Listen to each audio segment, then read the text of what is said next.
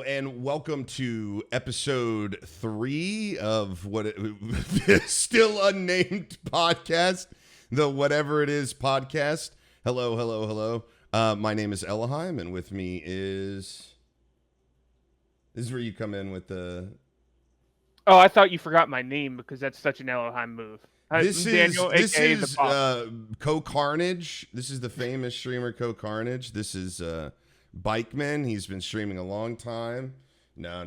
This is Puff, our co-host Puff, and I am gonna warn everybody. I'm on the last remaining hours of a fast, so I'm a little hungry, and I'm hoping it doesn't affect my answers too much. Though if I fly off of the handle, just let me know that I'm hangry and I'm agitated. Try to get some ribs in me or maybe a hamburger or something, because I am so hungry right now. But yeah, we're just gonna get right into it. I guess with the first story. The first story is my boyfriend didn't see me. Let's go with that one. Yeah, you want to start? Let's go with that one. Okay, let me throw it up here on the old screen here. We've seen some of you guys' feedback, by the way, and we're making changes appropriately or inappropriately in some cases. But anyways, I'll try to keep up with scrolling down now whenever we get into these stories, if they're a little long on the page, so you guys can actually read them and follow along. But all right. First story. We're going to try to get through 3 stories today. First story. Am I the asshole? I hate how I get to see how they already say they're an asshole. Not he. I don't know who it is. I don't know if I wish there was a way to remove this and then make it a reveal later, what's the, the verdict. Anyways, my boyfriend, am I the asshole? My boyfriend didn't see me. Okay. Yesterday, we went to go see a movie. I had forgotten my phone and communicated that to my boyfriend on the drive there. He asked me if I would be okay without it, and I said yes. After the movie, I told him I had to use the restroom. When I got out, I walked outside. He usually waits out by the entrance, but he wasn't there. I waited a few minutes, but I couldn't call him, and he had the car key. I tried walking to the car, but he wasn't there. I went back in and checked near the men's room, but nothing. After about 10 minutes, I got pretty upset. I tried to keep myself in view of the theater while I walked around it, but he wasn't anywhere. Some strangers even offered to get me an Uber. Damn. Finally, I went in and checked one more time, and he was sitting on the couch looking at his phone. I told him I'd been looking for him, but I wasn't blaming about it. But he got super defensive and told me it was my fault for not seeing him, and I had no reason to be upset. He kept saying, I don't understand why you're so upset on the car ride back. When I tried to tell him that I wanted us to be more in sync with each other, especially since we're going on a trip out of the country soon, he scoffed and said, do I need to tell you where I'm going to be whenever we get whenever we are separate. Why can't I read today? Which felt unfair. I didn't have my phone. Plus, what if something happened to me? How long would it take him to notice? Am I overreacting? I feel kind of angry now and still hurt. Wait, hold on. Didn't she walk out to the car and there was no car? Or just he wasn't there by the car? So the way that this was written, she never found the car. Okay. But he wasn't there. I'm sorry. He wasn't at the car. He wasn't at the car. Okay, so the car was still there. He just wasn't there. And correct. She just didn't see him on this couch, and she spent a bunch of time walking around like, what the fuck? Okay. I wish we had a timeline for this. How long was this? Was it 10 minutes? I mean, she was talking about she was walking around with it in eye view of her and shit. I'm trying, I don't know. I'm trying to think, how long should I wait before I start to feel worried that Cora, my wife, has like fallen in, you know? Like when am I waiting? Like, because sometimes people gotta take a shit, you know? Sometimes you gotta take a huge shit. So like, how long? I know that girls don't poop, but let's assume they do for a moment, okay? How long, Puff, how long would you say that you'd wait before you started to get like a little concerned about how long you're waiting for your girlfriend? Between 10 and 20 minutes. Okay, all right, that's where I was gonna say like 15-ish. That's where I was at. Okay, so I, I, what, I guess my thing is like, how long was she walking around? Because like, the boyfriend should have been more attentive if it's been like 10, 15 minutes or something and she hasn't come out, right? I would start being like, are we going to get the fuck out of here? Like I would start getting a little weirded out by it. But like I can see why something like this would happen, especially if you don't have your phone. However, without like an adequate timeline, like without like a real time, like if it's been like 30 minutes or like 40 minutes and he's just been on the couch playing on his phone and he's made no effort to find her or like whatever, then I definitely see somewhat her side. But if it was like even up to like 15 minutes, if the boyfriend's just on his phone on the couch waiting patiently, I don't see that he's really in the wrong just because she didn't notice him, you know. But like, yeah, again, it lands on like a time thing for me. I don't know. I could see the whole like we need to be more in sync with each other and making. It sounds like she was upset. Well, she says she's upset, right? I don't think you should get upset by that if you walk in and the person is like there where they said they'd be, you know? Like if he was like next door eating a pizza, like while he was waiting for us, I could see where she would be upset. Or if he was like in the car even and he wasn't like waiting in the lobby, he just went to the car, I think that I could see where she might be upset. It sounds like, I don't know. It sounds like this person needs to fucking chill a little bit. Actually, I'm usually trying to see the best for OP, but it sounds like OP was scatterbrained that day, right? Forgot the phone, didn't see the boyfriend in the lobby, walked around, got upset by that, then made it like into a bigger problem. Okay, so for me, if Cora and I were to miss each other or something like that, I don't think that either of us would like get into like a deeper like discussion about needing to be more in sync with each other.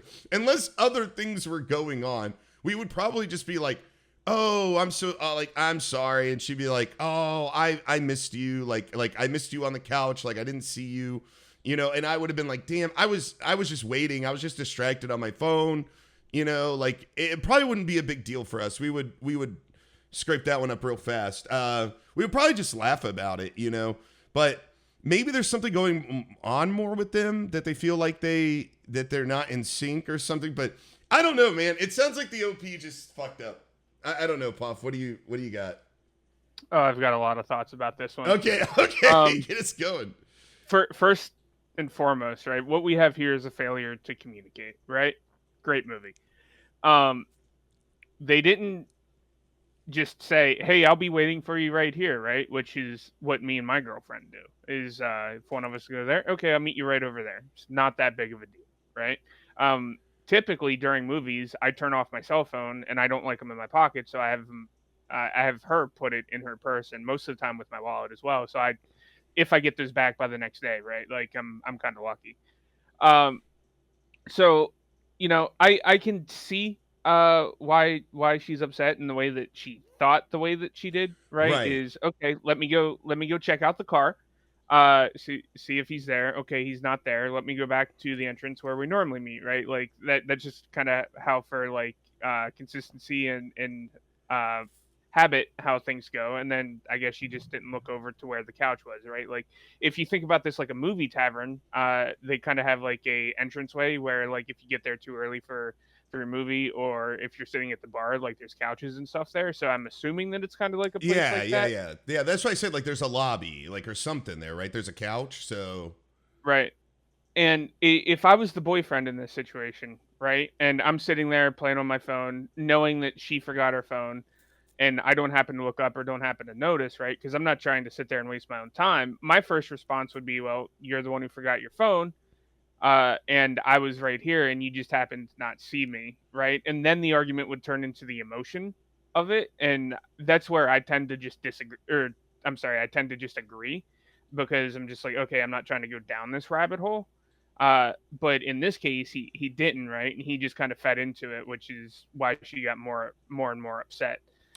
She Yeah. becomes the asshole when she just continues to argue about it instead of just letting it go and go, haha, this happened. We both wasted 20 or 30 minutes or whatever it turned out to be. Right. Yeah, yeah, yeah. Like I feel like she carried over the emotions of what she thought happened into the reality of what it was, and then didn't maybe let go of that in order for them to like move in order for them to heal, okay, and move on. you know. Yeah, Uh she snowballed, still snowballing, right? Like she came to Reddit to make a post about it. yeah, yeah, yeah, yeah.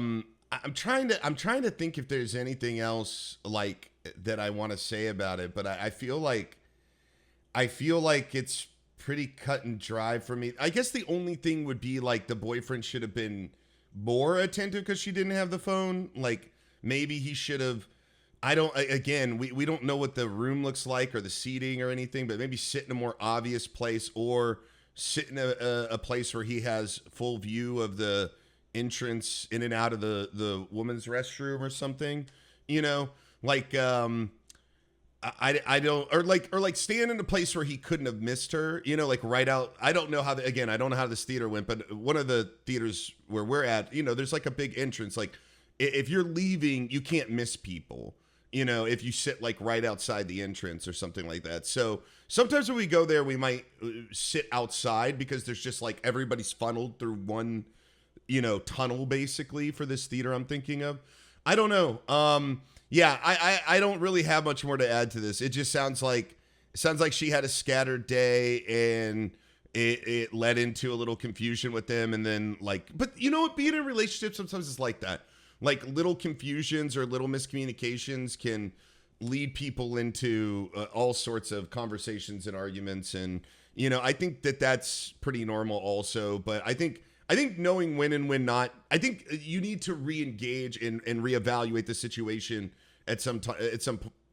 At some point, you're gonna need to do that with this when you realize like, oh, I just overlooked that my boyfriend was still here, and I know how that can feel, like that walking around and like, oh, like not having your phone and walking around and feeling like you're lost and like, like, oh God, you're trying to meet somebody, you don't know where they're at. Then you start worrying for them on some level too. Like, oh God, what's going on with them that how did we get so whatever here? But it just seems like an off day. Just seems like an off day for her. It just got out of hand. I think she should let it go. Yeah, it says at the end, am I overreacting? Yes. Yeah, you're overreacting. Feel kind of angry now and still hurt. Yeah, no, you need to let go. It was just a miscommunication. A miscommunication led on by the fact that, hey, you didn't have your cell phone, and that's part of it. And what are you gonna do? What are you gonna do? I don't know. I wouldn't say the girlfriend's an asshole, okay, but I would say that maybe having a bad day, because clearly she's all over the place on this one. So I don't know. Final thoughts? No, you summed it up pretty well there, right? It's 1 out of 10 on the this was an actual situation type thing, and it's been made into a 5 out of 10 into an Yeah. argument. Yeah, yeah, yeah. You gotta listen when you're in relationships, and this goes for people that haven't been in long-term relationships. I've had friends that are perpetually in like 2-month relationships, okay, and they don't get to the point where like you gotta. Not everything has to be a battleground, right? And a lot of times it shouldn't be. You really gotta pick and choose your battles and where you decide to draw the line. And something like this. And also you need to learn to allow the other person to like make mistakes and laugh it off, and little stuff like little communications like this, little miscommunications like this should be like, hey, remember that time, and you laugh about it more than like I'm leaving here feeling angry the next day over it. You're just wasting your energy and emotions. It's just not that big of a deal. It's just a miscommunication. Like it's not. It's going to happen so many times when you spend a lot of time. Like I said, I've been with my wife for I think like 13 years now. I think it's been so long. I don't even know. Like little stuff like this, it just runs right off you at this point. So I don't know. I guess maybe new relationships where you're not as in. Maybe this is like you can learn something from this or something. But otherwise, it just seems like a waste of time and a waste of emotions. There's other bigger things. Trust me. Just leave it alone. Move on. That's what I'd say. I don't know. I don't have anything else. We ready for the next one? Absolutely. Hell yeah, brother. Let's see. What is this one again? The TIFU? Yeah. What is it? Today I fucked up. Today I fucked up. Okay, sorry. Again, I'm not good with Reddit, and I got the am I an asshole thing. Today I fucked up by throwing a beer bottle at a disabled person. Okay. All right. Okay. All right. Let's start. I'm sorry. Yeah, you probably did fuck up by throwing a beer bottle at a disabled person. I'm not sure what would lead to this. This happened just last night, and I'm still not over it. Okay. To set the scene, my girlfriend, her family, and I are. Oh, there's going to be no commas here. This is going to be great. Oh, never mind. There's commas later. Okay. All right. Listen, what we need to talk about is the fucking grammar of some of these fucking posters. All right. I'm over here in the trenches trying to read some of this shit. My girlfriend, her family, and I are staying at her family's beach house, which is located in a small. Oh my God, these commas are killing me. Okay, Pop. Are you calling in a lifeline? No. I got this. I'm gonna make it through. But what the fuck? Okay, why are these? This is like the most egregious use of commas I've ever seen. My girlfriend, her family, and I are staying at her family's beach house, which is located in a small, quiet village right by the sea. The house is quite secluded, with the only real access being a large gate that stands closed most of the time. Next to the gate is an old, small hotel. I made it through. All right. To set the scene. I love he's setting the scene. The layout is pretty simple. If you walk down the rather long driveway, you can loop around the house to reach a veranda that offers an incredible view of the ocean. Last night, we were enjoying a barbecue on the veranda together with a few beers. It was a beautiful summer night, warm, clear skies, and an exceptionally bright moon reflecting off the waves. I like how we're really getting the scene set here. By the end of the evening, everyone had gone to bed, leaving me alone on the veranda, enjoying my last beer and a final cigarette. The night was peaceful, and I was just soaking in the view. Okay, we get it. It was beautiful. You're just soaking in the view over the cliffs when I heard footsteps coming from the driveway. I figured it was my girlfriend coming to join me, so I didn't bother turning around right away. But instead, I started hearing these strange, unsettling noises behind me. Okay. When I finally turned around, I saw a hunched figure illuminated by the moonlight. I love this. The person had an unusually large head and was staring directly at me with a look that could only be described as terrifying. My fight or flight response kicked in, and I instantly screamed and hurled my beer bottle straight at them. The bottle hit the person square on the shoulder. The figure let out a scream of their own, turned and bolted down the driveway over the fence into the hotel's property. Still in shock, I ran inside to tell my girlfriend and her father what had just happened. They looked at each other, and when I described the large-headed figure, they couldn't help but laugh. It turns out that the person I just assaulted with a beer bottle was the son of the hotel owner. Apparently, the owner is a real piece of shit and lets his son out at night because he doesn't want him to be seen. The poor guy has some kind of disability and his father hides him away like a dirty secret. What am I reading right now? The moment they told me, I felt ashamed. I just threw a heavy beer bottle at this poor guy. The first thing this morning, I walked over to the hotel to apologize. I demanded to see the son. And when I met him, I was surprised to find that he was happy to see me, telling me it was his fault for sneaking up on me. Seemed like such a kind, gentle soul. I felt awful for scaring him and potentially hurting him. I can't stop thinking about how isolated he must feel. And here I was adding to that by being a total idiot. And then the too long didn't read at the bottom, which I will scroll down. Look at that. Look at that. I scrolled down. I mistook a disabled person for a threat in the dark, panicked, and threw a beer bottle. It turns out he was the son of a hotel owner next door who only lets him out at night. He's ashamed of it. Okay, we already did. Okay. Listen.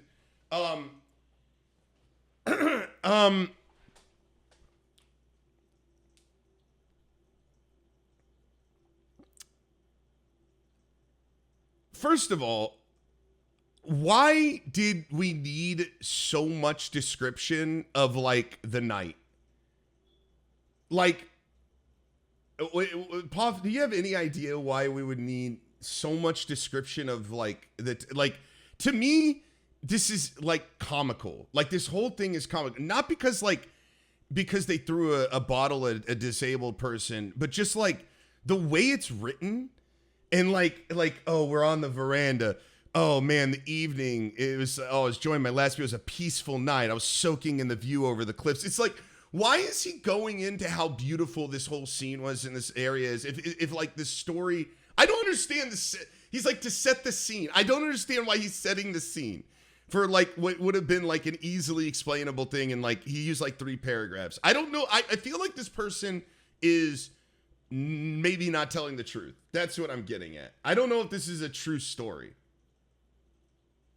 Do you think this is true? Do you feel, I mean, of course it could happen. It's not like crazy, whatever. Just the way that it's written makes me feel like somebody like really thought this out and like wanted to write it out. Like, I don't know. It doesn't sound like a firsthand account. It sounds like somebody making up a story and then writing it out. Does that make sense? I understand your perspective. From the context of it, I think it's used as a justification to why they just didn't see them clearly and why they were there and, you know, where the focus was and why they were slightly distracted.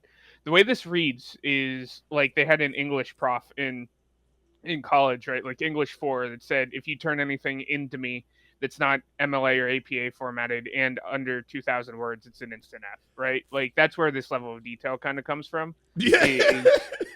Is like, I need to find a way to extend my sentences. So that's the way that I read it. I need 3 major supporting, ideas, and then I need 3 minor supporting under each of those. So that this is a complete essay. Yeah, I mean, I don't even know what to say about it. It's like, okay, sorry, dude, that sucks.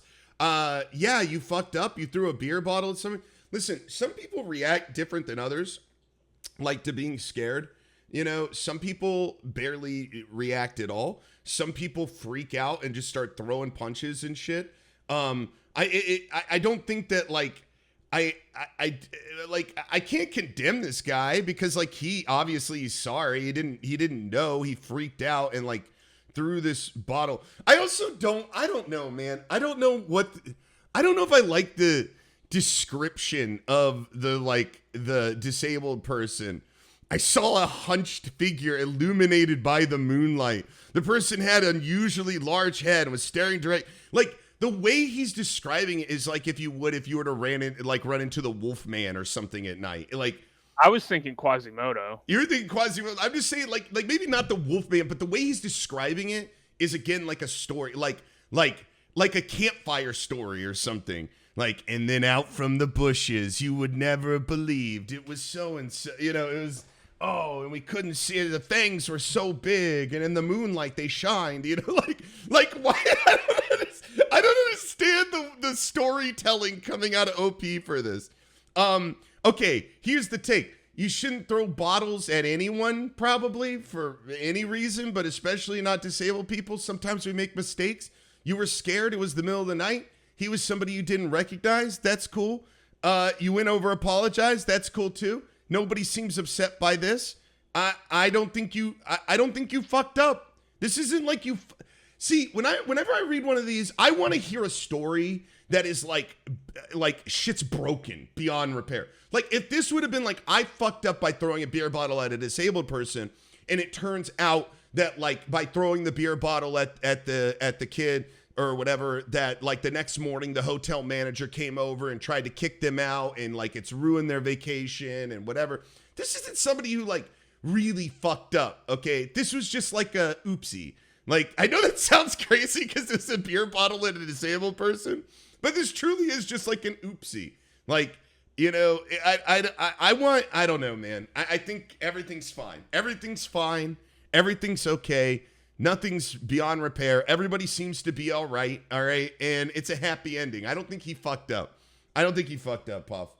I think it's fine. Everything's fine. All right. What would you have done, right? Because obviously this is a beach house, right? So they're on their own private property, right? Yeah. And you see a shaded figure, right? Because if you're facing the moonlight, you're going to turn around and the shadow is going. Yeah. Is the hunched figure illuminated by the moonlight? And do they have an unusually large head? And would I describe it as terrifying? Yeah, absolutely. Okay. And they successfully rolled for intimidation, right? Yeah, right. I didn't spec into throwing weapons, but I'm going to roll the die. I'm going to see what happens. So here's my thing. If I did that, like as soon as I figured out from like the family that like it was like their kid or whatever, I would have got over there immediately. I wouldn't have waited till morning. I would have made sure that this person was okay immediately. That is something I would have done then, because I wouldn't have been able to go to bed that night. Or they're like, let's say you threw the bottle and it did cause some harm. You know, like throwing a bottle's it's not a huge deal, but it's not a small deal either. You know, like you could fuck somebody up, hit him with a beer bottle. He said he hit him in the shoulder pretty clearly, so he knows where it hit. So obviously it wasn't in the head or neck or everything. But did he figure that? Hold on. When he said he hit him in the shoulder. Oh, okay, yeah, right away. So he knew that maybe that's why he didn't go check, because like he didn't hit him in the head or the neck or something like that. You know, you didn't hear the bottle break, I guess. So I guess that's okay. I would have checked. I would have just been like, I wouldn't be able to sleep that night. I would have went and checked and just been like, hey, is everybody okay? I don't understand this whole thing about the hotel dad keeping this kid in, and like it reminds me of what was that fucking movie? Oh, there's something about Mary. Have you seen There's Something About Mary? It's been a really long time. There's this scene where the guy's trying to sound like he's like, yeah, I work with handicapped kids. But he says the R word, you know? And the more he describes them, the more bigoted he sounds. He's like, yeah, we let him out of the cage sometime. And all that shit. Like it's a comedy movie, and this is supposed to be somebody coming across like an asshole, somebody who's clearly never worked with disabled people before, or like handicapped people or anything, right? And that's kind of, I don't know, it just kind of reminds me of that. Like, is the dad, you know, this dude from There's Something About Mary? I don't know. I think somebody needs to take the deeper dive and figure out what's going on, like with this guy, like keeping this young kid, or I don't even know. When I say kid, he says the son of the hotel owner. I'm assuming it's like a kid, but I mean, a son could be any age under, you know, at a certain point. Yeah, he could be 40. So then it makes me think like, okay, so hold on. Oh no, man. Where I don't understand why the hotel owner, if they wanted to keep their son in to like not scare people, why are they letting him out into onto the hotel grounds at night and just letting him roam? I don't know about this story. I think this story's bullshit. I'm sorry. I think this story's bullshit. I think this story is bullshit. I don't think it's obviously fine either way, but like I don't understand. I don't understand. Where is did they say where this is at? Like the location? Stay at family's beach house. Beach house, right? And the part that gets me, right, is that according to this potentially fictional story, um, the guy crosses over and then with his handicap jumps back over a fence, right? Like he kind of lurks out into private property, which is kind of weird to begin Yeah, with, that's right? So, super weird. Yeah. Yeah. And I guess the other thing is like how disabled this person clearly can jump fences, right? So are we just talking? He talks about an overly large head. I don't know. I don't know what's going on with this, dude. I don't know what's going on with this. This sounds like the beginning of like a weird weird horror movie where like you find out that the person wasn't really that bad all along. It was just like a misunderstood. Have you ever seen what was it, Gerald's Game or something like that? Wasn't there something? No, you've never seen that? There's like one movie where it's kind of like that, where it's like the person who's spooking. Maybe I've got that wrong. Maybe Gerald, I don't know. But like the person who's spooking everybody is actually like just this innocent person, but they just look crazy. He's like really tall and like disfigured and stuff. So like he wasn't really doing anything. I don't know. This has just got a lot. This has just got a lot of weird like why, and like it just makes me more confused reading it than I feel like I understood life before I started this story, and now I don't understand anything. I don't know. yeah. I don't know. What if he was about to be murdered though, and now we'll never know? So now you're thinking this was like a Dexter situation where like the son was going for the kill, but he was found out, and now he's just like back to playing the lab assistant, the blood splatter analysis, agent, where he's just like, oh, just I love how the fiction can go so deep in this. It's like, yeah, what if he was there to like hurt the... Well, either way, you shouldn't have some dude just, like you said, lurking on some family that's like living... You can't like... That should have been talked about, right? Like I talked to the owner, like while I threw the bottle, isn't it kind of fucked up that like your son was left to roam like on the property while we were there? Isn't that a little invasive? Like... But he doesn't talk about that at all. It just seems to be like, oh, he apologized. Everything is good. I don't know. It feels like they just accepted that they were 100% wrong and didn't question it anymore from there. Yeah, I can't stop thinking about how isolated he must feel. And here I was adding to that by being a total idiot. I mean, why is he assuming he understands this person's life at all? Like he's projecting so much into this, like that, like the son is isolated, and I added to that and everything. Like, I wish if he was gonna go on a writing tangent, I feel like he should have explained why he felt that way. Like, was it just the fact that he was disabled that he just automatically jumps to like pity or something, or like looking at the situation as if it is like this disabled person is like being mistreated or something. I don't know. I don't know what to think about this fucking story, dude. I'm gonna say I think it's bullshit. I don't think this actually happened. This sounds like weird, like a weird fiction. Like this honestly, this sounds like a story that would have been written in my college class when I took creative writing. That's what this kind of sounds like, is like somebody, it's like not quite there, but there's elements of it that make me feel like this is like somebody who wanted to do writing and like just like saw an opportunity to come up with like a little story. I'm sure it's true. It's probably true. There's probably levels to this thing that you can get into. I'm not saying 100%. I'm just saying the way it reads to me is like very weird. It's very strange. I don't know how I feel about this. Do you have any? That's all I have to say about it. Do you have any last thoughts, Plop? Yeah, it turned out fine, right? Yeah. Yeah.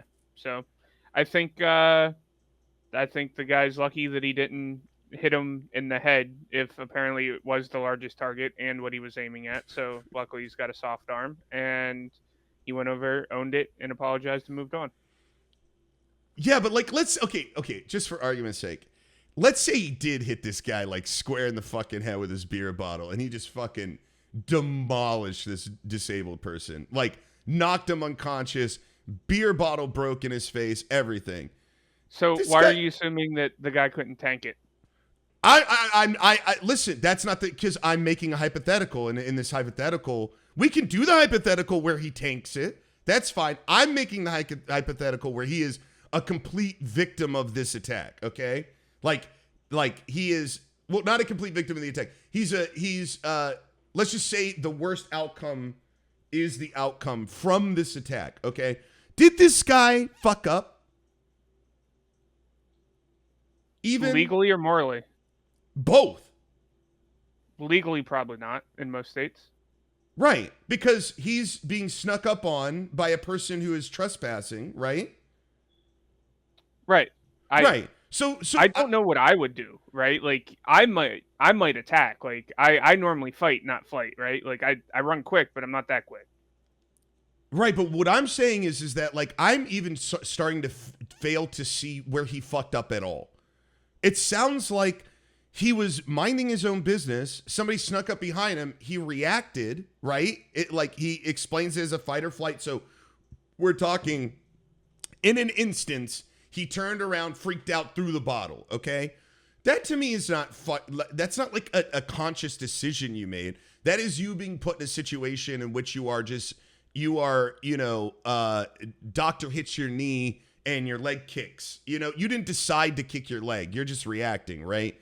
So I don't even know where this guy fucked up. If he threw the beer bottle in fear by a person that shouldn't have been there, right? So that's not fucked up. And even if he had hit him, just the fact that he's disabled doesn't mean that him throwing the beer was fucked up. I think it was a completely reasonable reaction to the situation as it's described. So, and it looks like he went over and apologized. I don't even know where this guy fucked up, is what I'm trying to say. I think this story is fake, and I don't even think this guy fucked up. I think this guy just reacted. Like, he didn't go like, oh, there's a disabled person. Wouldn't it be funny if I threw a beer bottle at him? Right. So, like you said, morally, I mean, what's the moral issue here? The moral issue would be changing the way that you feel about things when you have more information, right? So the way this works is in the moment, right? Like you react in a certain way.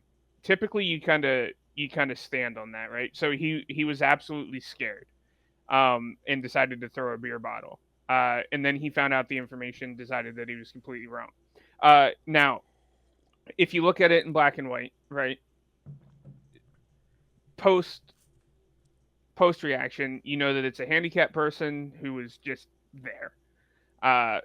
Would you ever just plainly throw a beer bottle that's 16 ounces or heavier at a handicapped person?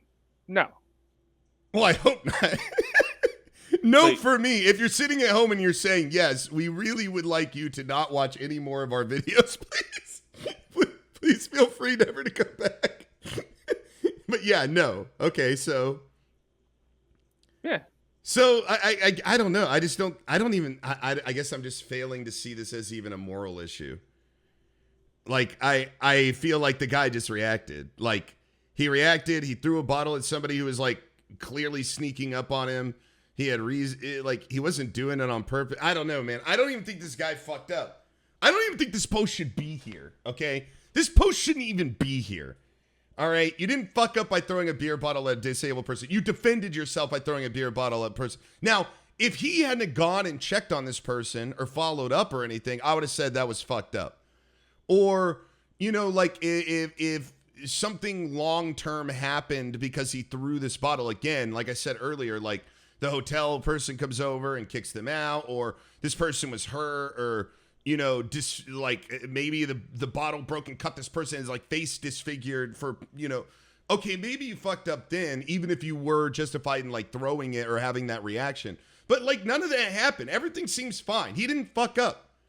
I don't think he fucked up. I think he was put in a situation that he just reacted in. I don't know, man. I don't know. I don't like this story. I don't like feeling like it's not real. I don't like the fact this guy is trying to claim he fucked up or something. I don't even think he fucked up. I think he just is. I don't know. I think in hindsight, it was a little bit of a fuck up, right? Because like if he had all the information right away, he probably wouldn't have chucked the beer bottle, Right, and but then he'd probably be dead. But how is that a fuck up? Like he chucked a beer bottle at a handicapped person. Yeah, but that's not what he was doing. That's not that. Okay, again, if it wasn't his intent. Okay. Listen. If you go to the doctor's office, okay, and the doctor says, "I'm gonna hit your knee," all right, and your knee's gonna kick because you're not gonna have any control over this. Your knee's gonna kick, right? Your leg's gonna kick out when I hit your knee, all right. And then he puts a blindfold on you, all right? And then he hits your knee and your leg kicks out and you kick a nurse, okay? Let's say you kick the nurse, right? Is that you fucking up? You still apologize, don't you? I mean, I would, yeah, but that doesn't mean that you fucked up. Same situation. But yeah, but an apology isn't in minutes of like fucking up. It's like, it's cordial on some level to be like, oh, whoa, hold on. I didn't, my bad. And explain the situation. You're just doing that to get them to a level where you can go, hey, here's the situation. You're not actually apologizing for kicking them. You don't. In some situations, an apology has been used as an admittance of guilt in court. True, but not in that situation. In that situation, you would apologize simply because it was your foot, not because you were in control of it. Right? Did you break the nurse's leg when you kicked her? Maybe. Does that matter?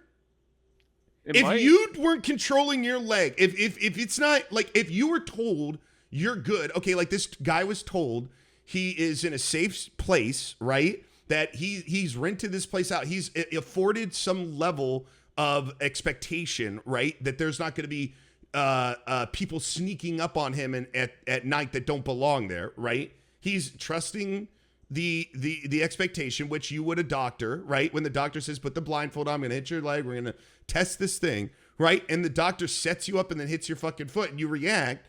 Is that really even, yeah, you might apologize to the nurse, but you would go, whoa, I'm so sorry, but the doctor set me up here. You would explain that the doctor is the one that fucked up. The doctor should be writing this going, I fucked up by hitting by blindfolding my patient and making them kick my nurse. Then they can write a thing about this. But I don't know. I'm not. I obviously throwing a beer bottle at a disabled person is not good, but I don't think that if you're in that situation that everything you're processing in your brain is not built on that information, right? Everything that's happening is automatic and you're doing it as a fight or flight in a situation that you shouldn't have even been in, that you're being put in because somebody has trespassed and is standing behind you in the dark, right? This guy's a victim, right? Yep. Okay. As long as we're there, then I don't see where he fucked up. He was put in a situation where he was being creeped on. So he just, I don't know. I might disagree on the moral thing. Maybe, I guess, you shouldn't throw beer. But like I said, I feel like if you asked him any other day, if you were like, hey, should you throw beer bottles at a disabled person? The answer, like you said, would be no. No, it wouldn't be. But in this one, it wasn't. In this context, is it right? And then it becomes morally gray. I think it's totally fine. I think it's fine to turn around when there's a stranger and you don't know them and they're in a place they're not supposed to be, on your property or something, and you just are not expecting it. You're you just throw your shit. I don't even know if it's morally gray. I don't even think it's maybe even moral. I think it's just reaction. I think it's just instinct at that point. I don't know, man. I don't know. This story's got me all fucked up. Yep. Let the comments decide this one, Elo. Yeah. I think we need to move on to the next one. I'm curious what people say about this if they do decide to comment. Because I just don't even feel like this guy fucked up. I don't even feel like this post belongs here. Maybe I think this would be a better "Am I the asshole?" Was I an asshole for reacting or and my thing is no, I think he's fine. I think if you, I think he's fine. I'm moving on to the next one. Unless you have anything else to say about it.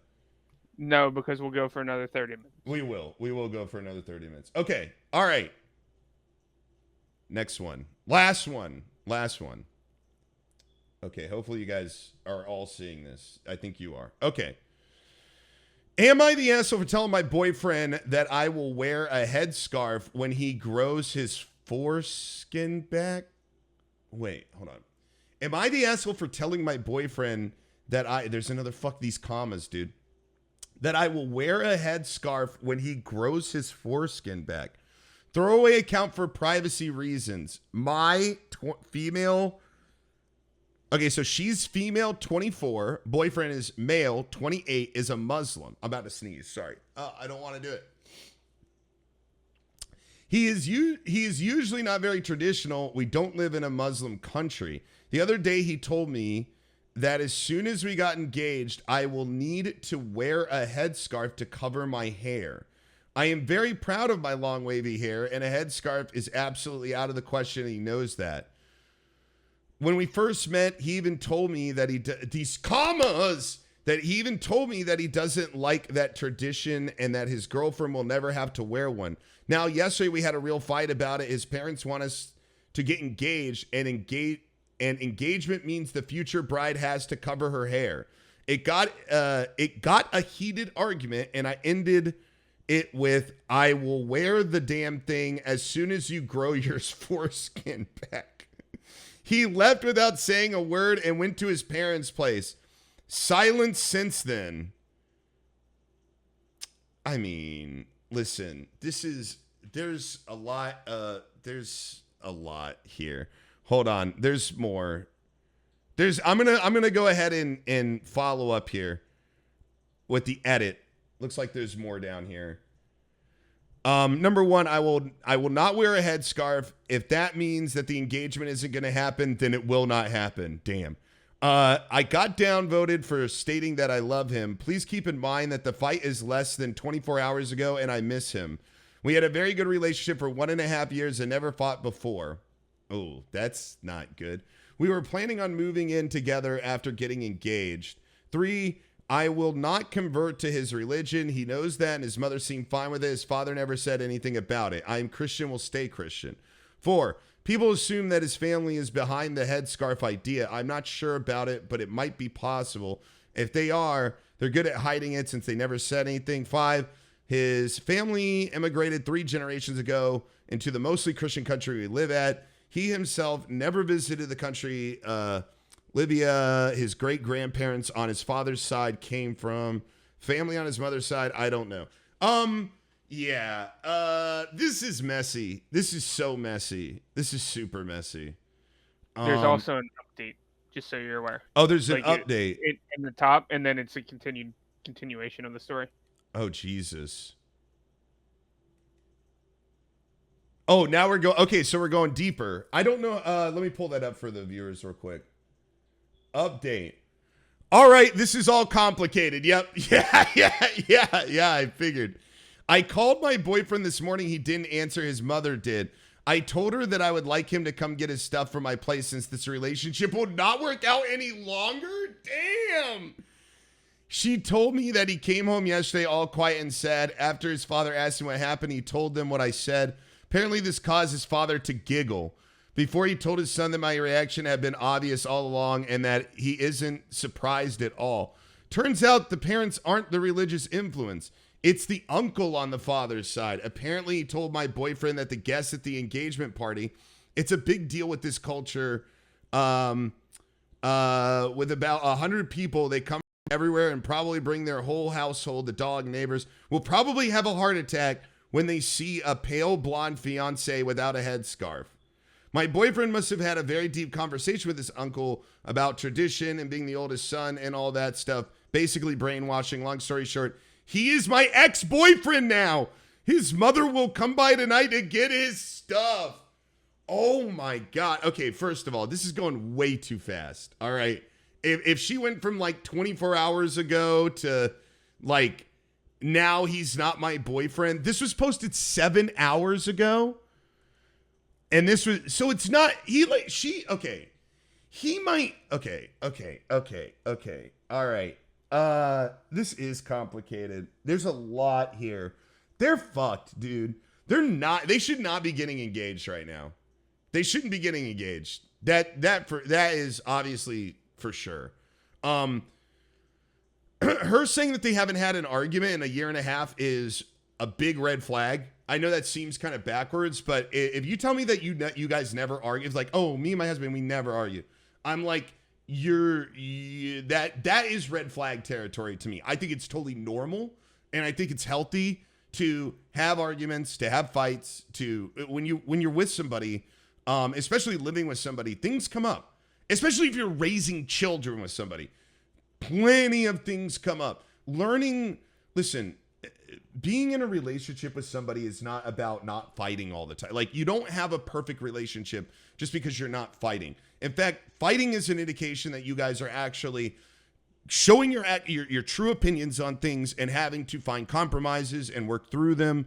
This is like totally normal stuff. So I feel like part of this is because, and this is what's showing, is that they have no capacity for disagreeing with each other. They don't know how. They don't know how to communicate through that, and they don't know how to work past it. Okay? Which are all separate points. You have to learn, especially if you're going to get married to somebody, all right? You have to learn to disagree with each other, and you have to learn how to communicate through that. This reeks of immaturity. Like, him going away for a day and not saying anything, and then her going right to, well, I guess we've broken up. And going to this other extreme just feels like they're raising the stakes on each other. Like, he's raising the stakes on her by going to his parents' house, not saying anything and not communicating with her. And she's getting in a point where she's like, well, if he's going to go that extreme, I'm going to go this extreme. We're just not together anymore, you know? And they're not giving each other like any space to breathe at all. And they're not finding ways to like communicate through this, or, you know, like this is what typically, what my point is that this is typically what happens in relationships, that there's no conflict or people avoid conflict, right? Learning to have healthy conflict is part of it. And that's like that is the real when it comes to being in a relationship, is understanding conflict and confrontation between the two of you and being able to get through in a healthy way. I will tell you, again, from being in a relationship for 13 years, being married, sometimes those conversations, those conflicts last a long time, okay? And they come up in different ways, and you get back to them and you reassess them and stuff. But even 13 years down the line, Cora and I are still learning how to communicate with each other and how to do so effectively. We do it really well in some things. Other things, it's taken a long time. It's work. Relationships are work. And this is not just mired in like a personal relationship. It's also religious influences from both sides. Even though she, like, Christianity may not be what's causing this issue directly, but she's got a completely different set of beliefs fundamentally than he does as a Muslim, even though I guess she said that he's not like super practicing or super traditional. But the other thing that you just gotta, sorry, I've been rambling a lot about this. Let me give you a little bit of time in here, Pav. I do have more to say about this, but just off the bat, I just feel like it should be said, this doesn't sound like people who've had healthy confrontation before. Do you agree with that? Yeah. You know, when I first bought this house and me and my girlfriend moved in here, right? Like, we hadn't really had a large argument yet, but nothing will cause that, like the stress of cohabitating. Yes. Right? Like, it was a really good, you know, first test of, you know, how's this household going to run? Like, how are you going to split the chores? Like, you know, how's everything going to get broken out? You know, financially, responsibility wise, like, I completely understand and agree with that, right? Like, surviving like those hurdles, you know, helps you grow together, right? Like, that means that you're your partner. This one, I kind of applaud her for kind of standing on business, right? 100%. Yeah. I haven't gotten to, that was going to be my next, but go on. Yeah. She's like, this is what we talked about, and now you're testing me to see if I'll change, and I'm polarized to it. I'm unmoving on it. So I'm willing to leave you over it are you going to change your view and come back, right? Like that's kind of where I feel like it's at. It is at that 10 out of 10 already, which it probably doesn't. It never needed to go there, which I Right. completely agree with you. But yeah, I think this would be a young couple. The parents are making fun of the son because the son listened to the uncle. The son is probably going to change his mind if he actually does give a rip, and that relationship isn't indeed over. But that's the way that she feels right now. Yeah, I'm just gonna throw this out there as just general advice. I know we all come from different backgrounds, have different pressures. This might not resonate with a lot of people, but it certainly has helped me live my life, and that is that you have to live your truth, your individual truth, even if that puts you at odds with the people who say that they love you, even if that puts you at odds with your family, your friends, whatever. If you believe something, if that's who you are, then that's who you are. And I'm not talking about just being stubborn or having like bad habits or anything like that. This woman clearly doesn't believe that she should have her hair wrapped up, right? And she said that from the beginning, and she's refusing to do that. And I'm with Pop. More power to her. Like she shouldn't. This whole engagement is not about the extended family. If the extended family is going to show up and they're going to be appalled by certain things and they're going to be frustrated, then just don't fucking show up. Just don't support. That's not supportive. They should not be worrying about how the entire family is going to be reacting to their relationship. Their relationship needs to stand for them, and it doesn't have to stand for anybody fucking else. All right. And if you're going to show up to something like this, then you need to show up ready to support and have fun and celebrate the union of these two beautiful people. That's it. If you're going to show up and be like, I can't believe she's so pale and blonde and has no headscarf.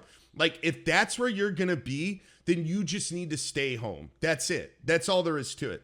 Like, this is not, the day is not for everybody else. All right. The day is for them. That's it. If you can't get on board with that, then you shouldn't even show up. And, you know, like I said, there's a lot here.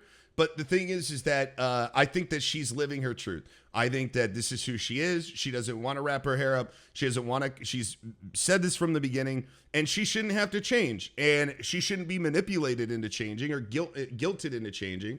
And she should not be changing just because of the perceptions of a bunch of people that is likely not going to be in and out of her life every day and living her fucking life. She is going to be in and out of her life every day, living her life. And her husband, they are, okay? But Uncle, whoever the fuck, we'll call him Uncle Ruckus, okay? Uncle Ruckus he's not going to be there all the time. He's going to be there for Thanksgiving or whatever, a couple holidays or whatever. Fuck him. Fuck Uncle Ruckus. Fuck what Uncle Ruckus wants or his traditions or anything. They need to decide what their traditions are. They're starting a new family. What's good for them? This young man, I'm saying young man because that's what it sounds like. I have no idea how old this guy is, but this person needs to just let it go, in my opinion. But it's hard to say that because I'm not in their religion. I don't know how important this is to them and stuff, but it sounds like she told him from the beginning. So he knew what he was up for. If he was thinking that she was going to change eventually, then he's in it for the wrong reasons. And yeah, it just sounds like they need to. It sounds like this is one of those things where they're going to get. This is like that first big fight, and they're going to learn and be better through this, or they're just going to crumble to the ground. In which case, it was never going to be good to begin with. But this is the kind of shit that you get into, these dumb little things, you know.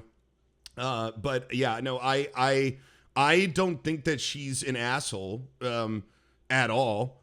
I think that she's standing her ground with something that she clearly was, honest about. I don't know what else to say about that. I think that they just need to do them, and they just need to cut out any other bullshit. And if somebody's acting out, you know what?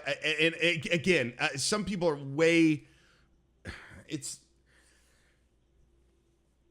there's certain things about toxicity within families, right? I think a lot of us understand that there's some toxic element to family atmosphere and family dynamics and culture.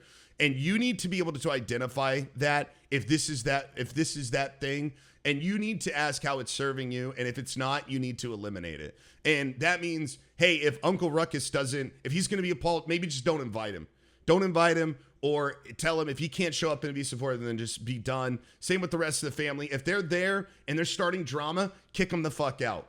You obviously don't want to be here to celebrate. You obviously are focused on other things. Maybe you should just leave. Maybe you should just get the fuck out of here. Like that's just how I feel. I don't know.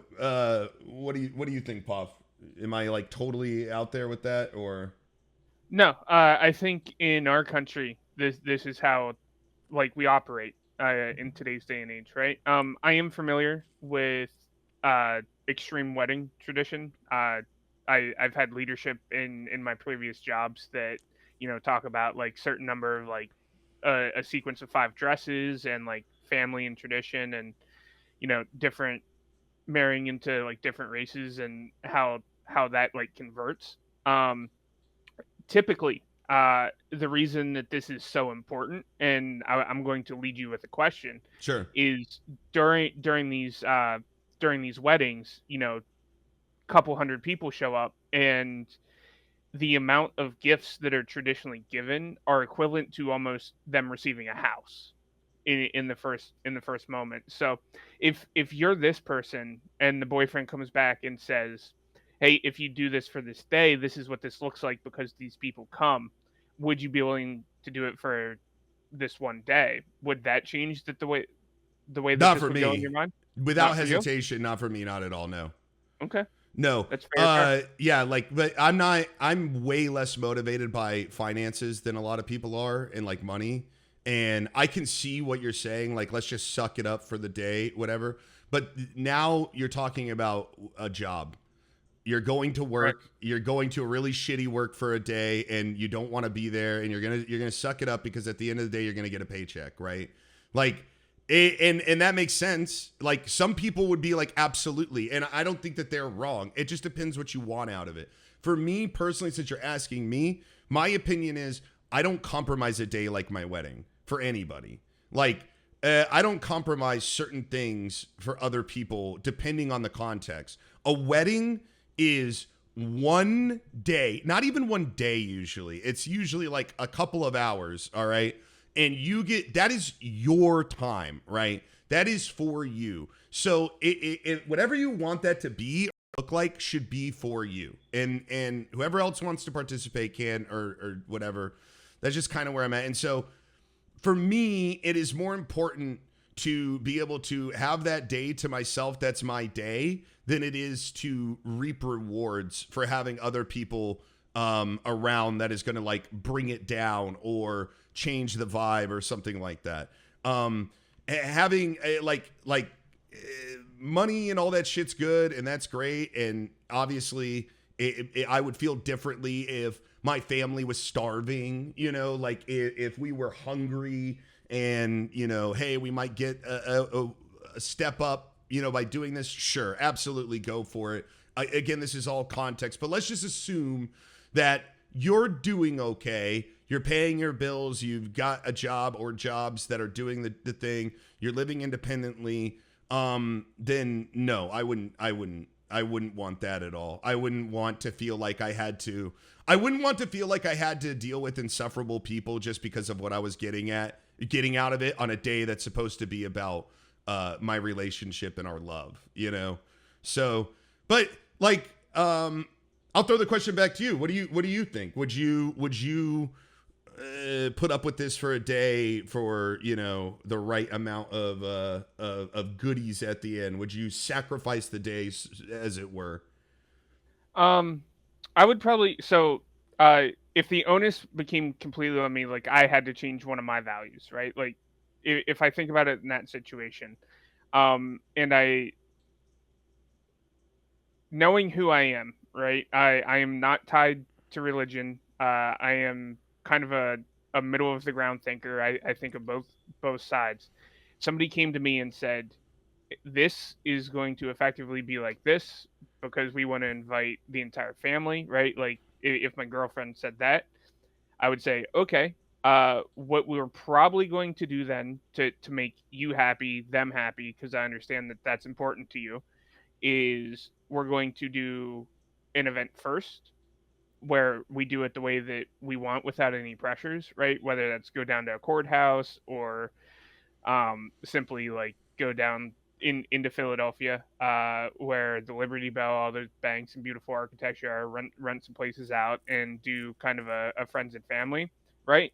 Uh, what I'm really saying here is I would do it both ways to make everyone happy, because I feel like that would be on me.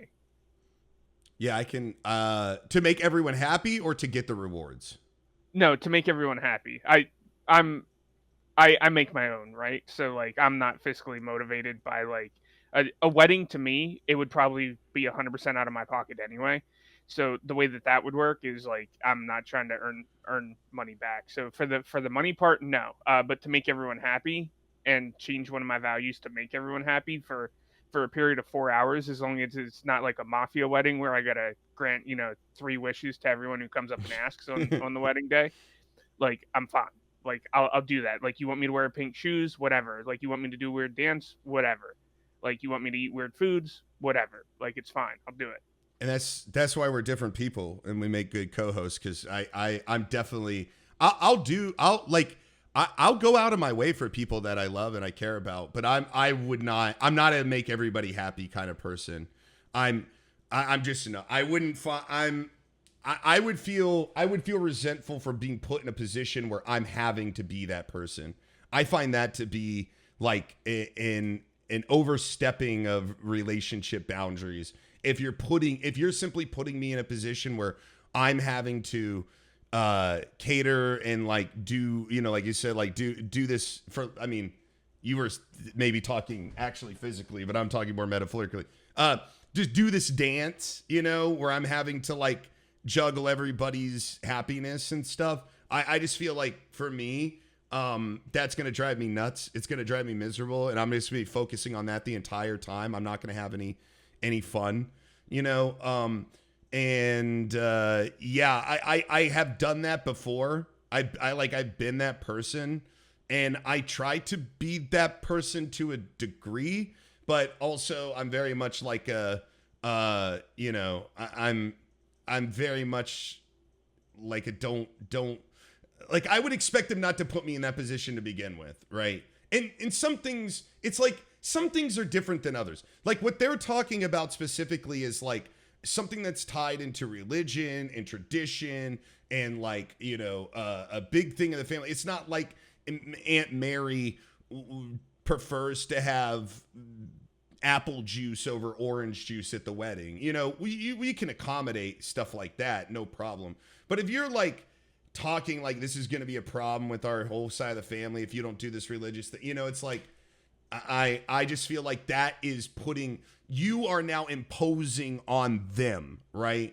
Like to be a certain way because of their presence, which to me, whenever I show up somewhere, like if I go to a wedding or if I'm doing something, I try to be the least imposing. I'm just there to support and have fun and be fun, like that's it. I don't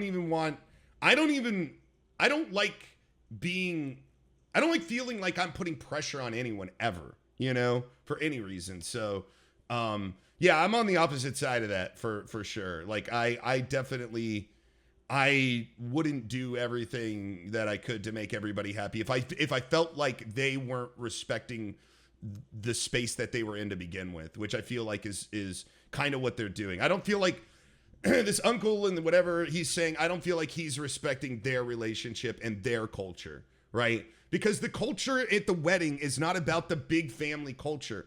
That's part of it. But what it is it's a celebration of this new culture, this new team up, like this new, it sounds like a Superman and Batman thing. It's kind of like that on a way, but it's supposed to be a celebration of this new idea, this new beginning, this new relationship. And when you're coming in, putting all your junk on top of that and going like, yeah, add mine on top. Like I'm just like, go fuck yourself at that point. Like, this isn't about you. It's not about what you believed. It's what we believe, what we want to do. It's our lives. It's our happiness. It's our relationship, you know? And that would be selfish on many other days, maybe, you know, like if it was like a big, like if it was Thanksgiving dinner and everybody was showing up and, you know, you had to deal with your family members, that's one thing. But on your wedding day, like that is one day you get for yourself that you're never going to get again, you know? Well, ideally, unless, you know, you unless you're like my dad and you get married like 3 or 4 more times or something. But statistically on our end, that's not very true. What do you mean? That it's only going to happen once. Yeah, that's only going to happen. Well, you know, hopefully smart people get married once and then just go, you know what, maybe I just shouldn't do that again. You know, maybe I should just get in love. But that's the thing too, is like, anyways, I could go on another tangent with that. I think I'm good on that. I just think, like I don't know. I've said it like 8 times now. I feel like if you're not there to just support and show love and, you know, whatever, then don't show up. Don't show up. If you're gonna make if you're gonna hope that they cater their wedding to your purposes, your individual beliefs and purposes, then maybe you just shouldn't show up. Maybe it's just not for you. Maybe just see him at Thanksgiving next time, you know. But no, I don't think that this I'm glad she stood up for herself. I'm glad she's not gonna you know, wear the headscarf. That's how she feels. And if her boyfriend can't get over that, then, you know, like, what was it really worth to begin with? You know, is kind of where I'm at. It would have been different if she would have been like, yeah, babe, I'll do this once we get married. And then it came time and she's like, actually, I'm not going to. But that doesn't seem to be the issue. It just seems like he's throwing a little temper tantrum. And like you said, the parents were laughing at him too. So I think they have a lot of growing up to do, and I don't think they should be getting married to begin with. I think that they should work through this and maybe stay together another year or something. And I I don't have high hopes for these two, sadly. But yeah. And to be fair, he didn't even say that like they wouldn't come. It just that they would be shocked to not see it, right? So it's one guy, right? Like this whole song got one guy, right, from one conversation. Well, maybe it's kind of rough. I get what you're saying, but he's probably like the uncle probably has a bunch of, he's probably talking to other family members too, you know, and they're probably having conversations about it, probably with more traditional members of the family and stuff. But that's one really, really, really difficult thing too, is like you said, just marrying into different religions and different traditions and stuff is just difficult.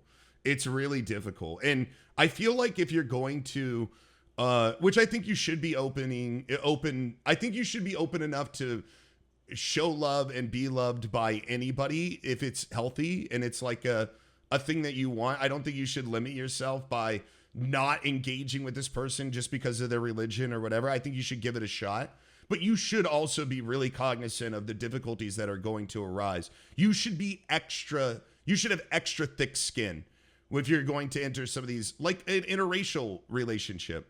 Like, you should be able to do that, and you shouldn't be given shit for that. But the reality is that some people are going to give you shit for that, and you should be ready for that. Like, on some level, you should have some thick skin available. You should grow thicker skin in order to kind of navigate that relationship, because those are going to be things that pop up. You're not going to avoid those conversations. You're not going to avoid those situations where people are looking at you or making comments or something like that.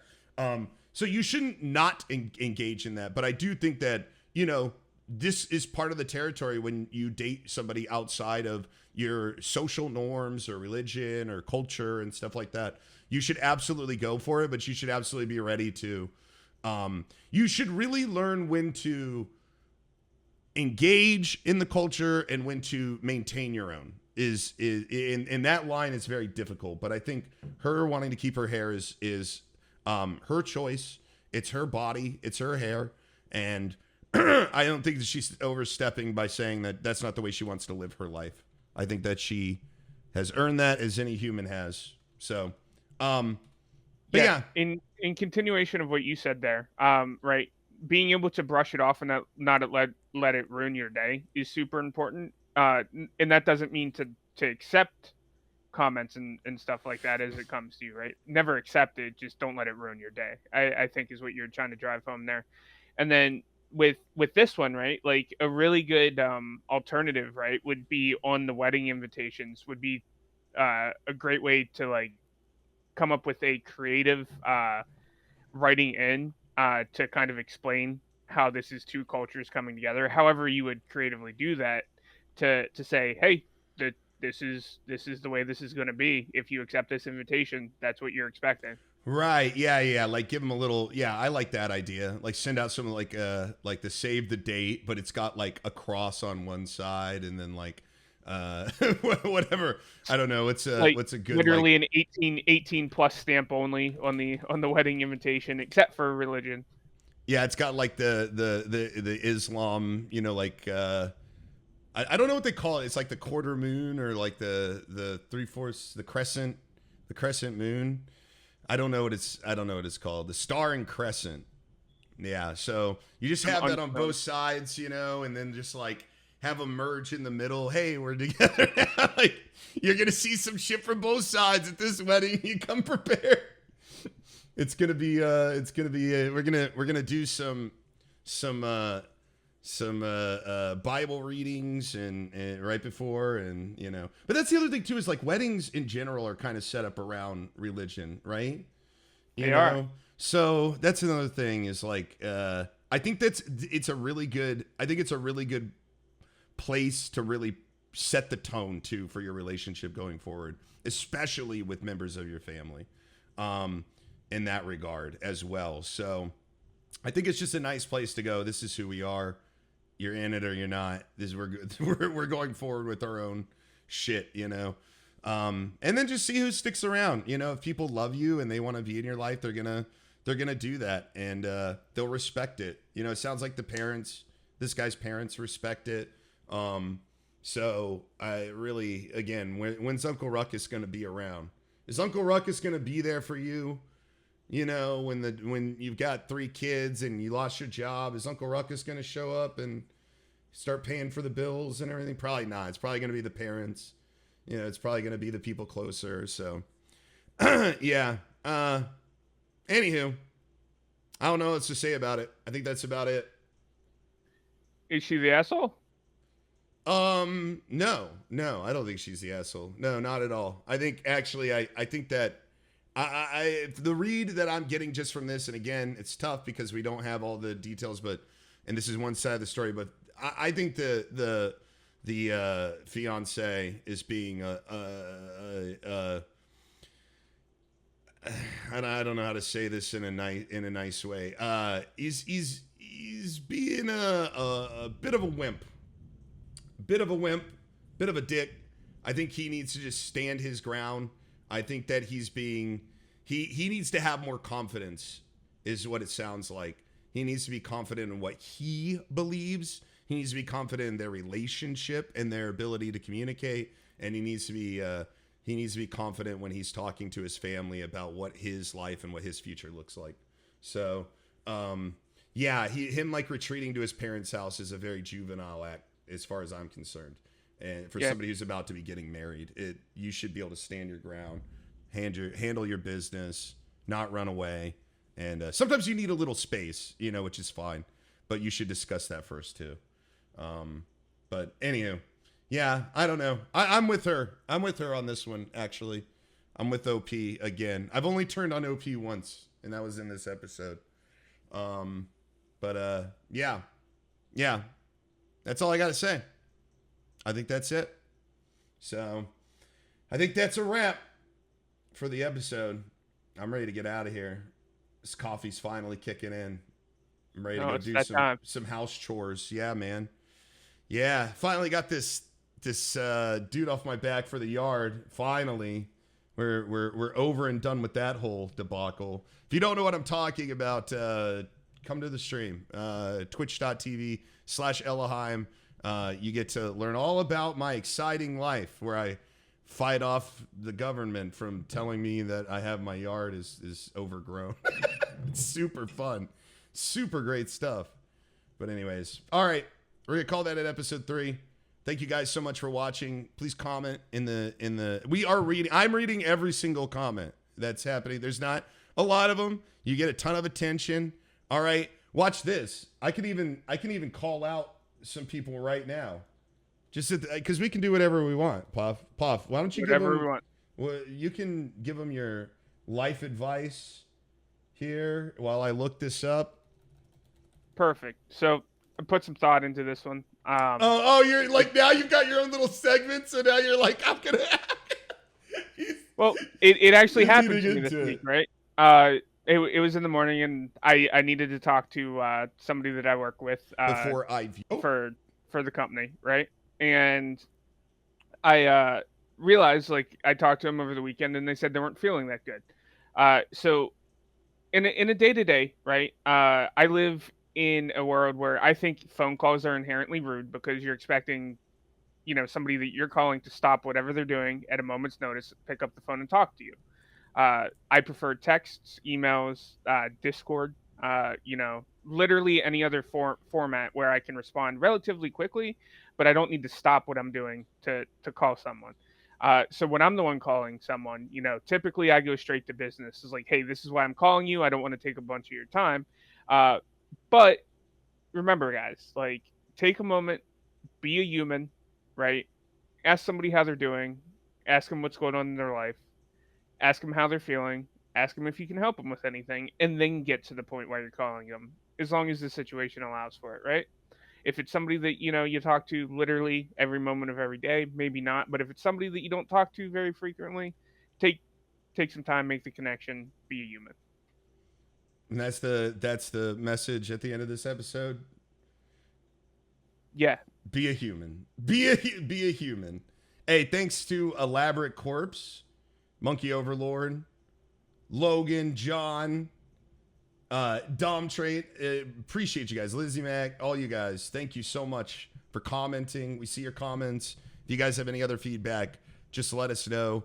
And we're going to continue to just pump out episodes and have fun. And yeah, we'll see where it goes and what things we change, hopefully for the better in the future.